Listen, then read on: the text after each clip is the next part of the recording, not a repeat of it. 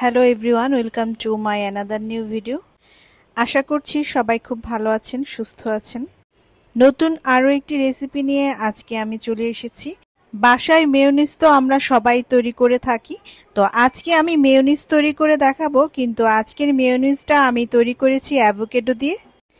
অ্যাভোকেডোর রয়েছে অনেক স্বাস্থ্যগত গুণাগুণ, তো অনেক সময় দেখা যায় অ্যাভোকেডো এমনি এমনি আমরা খেতে পারি না।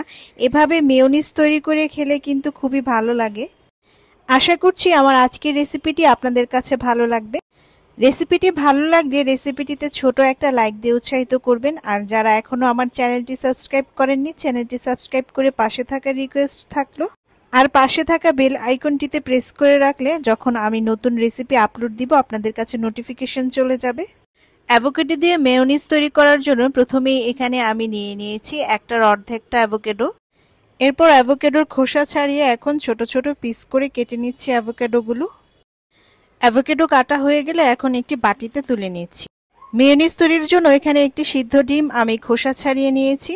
অ্যাভোকেডোর মেয়োনিজ তৈরি করার জন্য এখন লাগছে এখানে চিনি, তারপর লাগছে তেল, লেবুর রস, এখানে রয়েছে গুঁড়া দুধ, তারপর রয়েছে থেতো করে রাখা রসুন, আর রয়েছে চিনি এবং কালো গোলমরিচ গুঁড়ো, আর রয়েছে অ্যাভোকেডো একটি সিদ্ধ ডিম।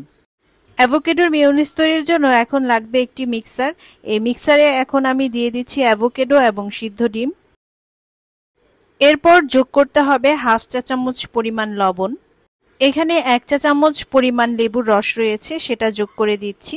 তারপর রয়েছে প্রায় 2 টেবিল চামচ পরিমাণ গুঁড়ো দুধ, সেটাও যোগ করেছি। দিয়ে দিচ্ছি চিনি যোগ করব প্রায় 2 চা চামচ পরিমাণ। তারপর যোগ করেছি থেতো করে রাখা রসুন। এ পর্যায়ে যোগ করছি হাফ চা চামচ পরিমাণ কালো গোলমরিচ গুঁড়ো। এখন যোগ করে দিচ্ছি প্রায় 1/3 কাপ পরিমাণ সয়াবিন তেল। আপনারা এখানে অলিভ অয়েলও যোগ করতে পারেন। সবগুলো উপাদান দিয়ে দেওয়া হয়ে গেলে এখন মিক্সারটি অন করে সেটি ভালোভাবে ব্লেন্ড করে নিতে হবে। ব্লেন্ড করার পর আপনাদেরকে আমি কনসিস্টেন্সিটা দেখিয়ে দিচ্ছি। এই মেয়োনিজটা খেতে কিন্তু খুবই ভালো লাগে। ফ্রিজের নর্মাল টেম্পারেচারে কাচের জারে রেখে এটা সংরক্ষণ করে খাওয়া যাবে। 2 থেকে 3 দিনের মতো সংরক্ষণ করা যাবে এটা। অ্যাভোকেডোর মেয়োনিজটা এখন আমি পরিবেশন করে দেখাচ্ছি।